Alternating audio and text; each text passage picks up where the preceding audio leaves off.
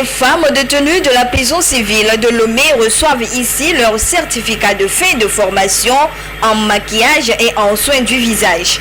Cette formation est à l'actif de l'association Solidarité mondiale pour les personnes démunies et les détenus SMPDD en collaboration avec l'ONG ghanéenne Powerment Youth Ghana. L'objectif visé par la SMPDD est de préparer ces femmes à une réinsertion socio-professionnelle après leur sortie de la prison. Les femmes détenues sont souvent stigmatisées et marginalisées dans la société une fois sorties de la prison. Cela leur permettrait d'abord d'être elles-mêmes la bénéficiaire en amont et en aval, de pouvoir le faire aux autres personnes et de pouvoir gagner des revenus. Les femmes qui ont suivi cette formation, nous allons les accompagner afin de leur former davantage pour qu'elles puissent s'orienter dans le métier. We gave them free makeup brushes. Tout au long de cette formation, tout ce qu'ils ont utilisé pour la formation, les équipements et tout, nous leur avons donné ça en association avec la SMPDD. Brushes, we want them to also use it to practice. La cérémonie de remise de certificats s'est déroulée en présence des responsables de l'administration pénitentiaire et de l'ambassadeur du Ghana au Togo.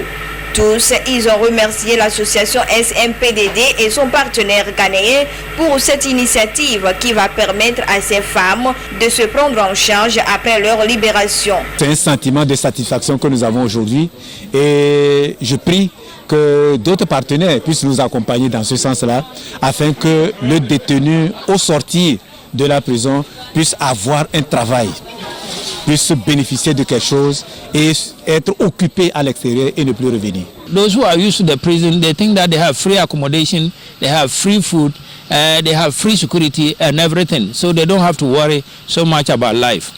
But if psychologists will retrain their minds to realize that they don't belong to the prisons, but they belong to their families and to the society outside. When they go there, they will accept whatever challenge, even if it means stigmatization. They will get over the stigmatization and work to earn money and overcome the challenges they are meeting there and reintegrate themselves into society so that they will not have any yearning to come back to the prison. L'association Solidarité mondiale pour les personnes démunies et détenues SMPDD compte poursuivre ses actions pour une intégration sociale réussie des détenus une fois leur peine purgée. Une des occupations majeures de l'État, c'est l'école. Et l'État seul ne peut pas joindre les deux bouts. Donc il faut dire que l'école privée, les privés représentent une grande proportion dans le monde éducatif. Ceci dit, les écoles privées, qu'elles soient confessionnelles ou laïques, occupent une place de choix dans le système éducatif togolais. Les établissements scolaires privés appuient le gouvernement dans l'éducation et la formation des citoyens. Aujourd'hui, l'on dénombre une multitude d'écoles privées à tous les cycles d'enseignement. Un effort des promoteurs qui sollicitent l'accompagnement des autorités en charge du secteur. Par exemple, il y a des écoles qui n'arrivent pas à réunir les fonds nécessaires pour payer les salaires jusqu'à la fin de l'année. On est obligé de mettre la main à la poche. On est obligé de prendre des crédits pour terminer. Donc déjà, l'école privée fait beaucoup d'efforts. Maintenant, on demande à l'État de nous aider. Les autorisations, le montant est tellement élevé. Il y a certaines écoles qui n'arrivent pas à joindre ces bouts. Et puis, aujourd'hui, on dit 52 500 francs le SMIG. Eh bien, les écoles privées, c'est vrai, ont des problèmes. L'enseignement confessionnel bénéficiait des subventions de l'État. Ça veut dire qu'on les subventionne à part des enseignants. Mais le reste, nous, on n'en a pas. Donc tout ça là, si l'État peut venir en appui, pourquoi pas. Certaines écoles privées ne répondent pas aux conditions requises pour exercer. Voilà pourquoi le ministère en charge des enseignements primaires, secondaires, techniques et de l'artisanat, dans un communiqué en date du 24 février 2023, demande aux promoteurs des écoles privées irrégulières de se conformer aux règles d'ici le 30 avril 2023. Les principes de l'État, c'est vrai que c'est bien dur, mais lorsqu'on ne respecte pas, vous savez, vous êtes sur un territoire, il faut respecter les règles de l'État. Pas seulement on va vous dire que pour avoir une école, il faut avoir une structure adéquate, par exemple les salles de classe. Mais quelqu'un qui prend les chambres, c'est-à-dire disons qui prend une maison avec des chambres de 4 mètres sur 4 pour en faire une classe, l'État dit non, les enfants ne peuvent pas rester dans cette salle. Est-ce que vous trouvez normal qu'on laisse cette personne continuer? Non. Autre chose, il faut avoir une autorisation de l'État avant de fonctionner.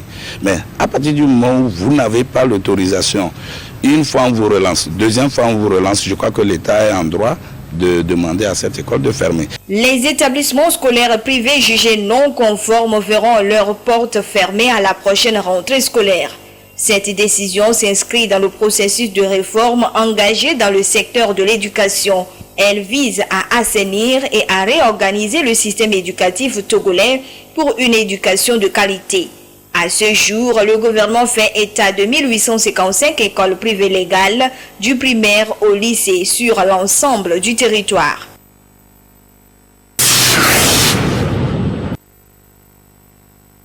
Ils sont des milliers de candidats à passer chaque année les examens du certificat de fin d'apprentissage CFA et du certificat d'aptitude professionnelle CAP.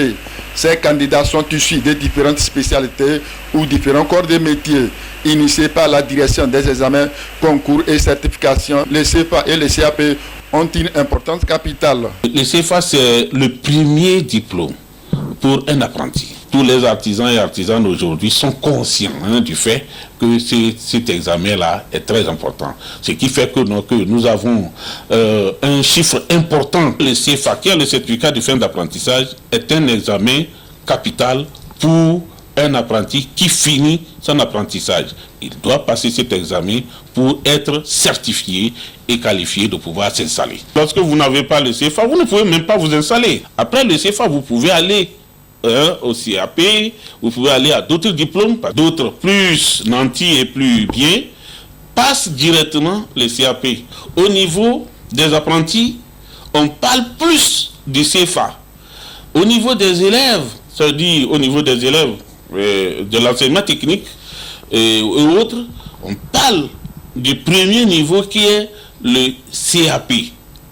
Mais tout ça là, pour les élèves, ça fait 3 ans pour avoir, mais pour les apprentis ici, pour avoir le CFA, d'autres c'est 2 ans, d'autres c'est 3 ans. Mais maintenant, pour passer du CFA au CAP, c'est encore une autre manche, et vous allez soit avoir 1 an, 2 ans, selon les spécialités, pour avoir votre CAP. Depuis un certain moment, on a fait des aménagements pour pouvoir passer pas des passerelles, ce que nous appelons pas des passerelles. C'est-à-dire quitter un CFA pour aller à un CAP. C'est vraiment considérable. Avant, ça n'existait pas. Ça donne un peu plus de latitude aux artisans et aux artisanes de pouvoir quitter à travers le CFA reçu pour aller à un CAP facilement. Donc on peut dire que c'est des innovations. Donc il y a aussi pour quitter à un CAP pour aller à un BT, un brevet de technicien, et quitter un BT juste pour aller. On peut aller même jusqu'au diplôme d'ingénieur si on a les capacités et les facultés qu'il faut. Pour passer ces examens, les candidats doivent remplir certaines conditions. Avant, on payait 7 000 pour pouvoir passer le CFA. Maintenant, c'est 0 francs. Et cette conditionnalité, c'est que pratiquement, il faut être s'acquitter de ses devoirs au niveau du patron ou de la patronne, parce qu'il faut payer les frais de formation. Et ensuite, maintenant, de prévoir maintenant les autres éléments du dossier, la naissance, etc. Tout ça, là, le contrat doit être bien fait. Et ensuite, maintenant, s'assurer auprès de nos polices d'assurance pour pouvoir passer l'examen. C'est pour accompagner et soutenir les candidats aux examens des certificats de fin d'apprentissage CFA et du certificat d'aptitude professionnelle CAP que le gouvernement togolais a décidé de supprimer les frais d'inscription. Ceci pour soulager les apprentis.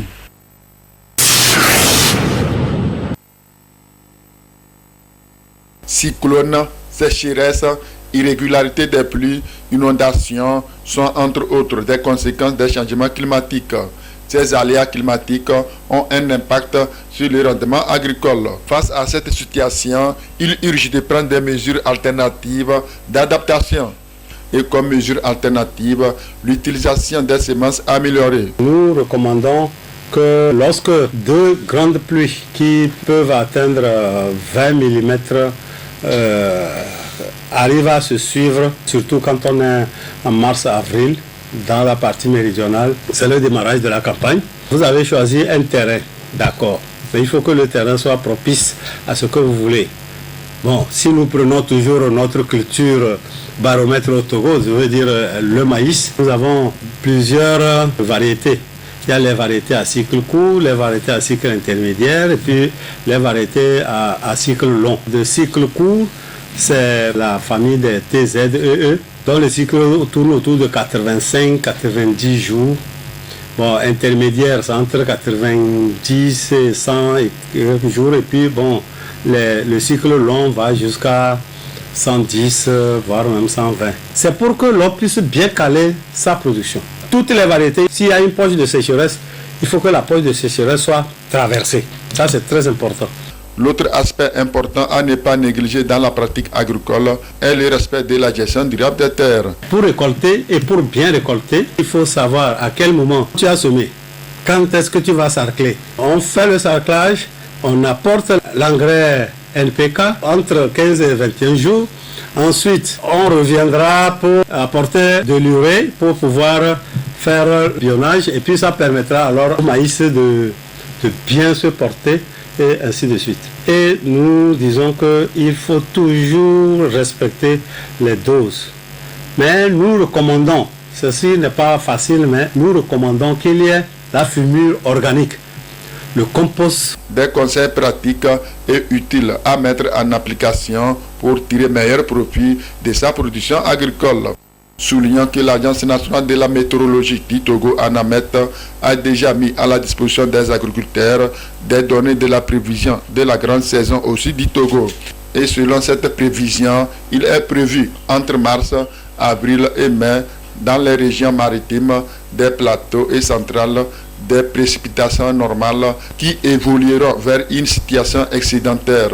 Par contre, dans la Kara et les savanes, une pluviométrie déficitaire à tendance normale est annoncée. Et durant avril, mai et juin, tout le pays connaîtra une situation normale à tendance excédentaire, à l'exception des savanes où les précipitations excédentaires anormales sont prévues.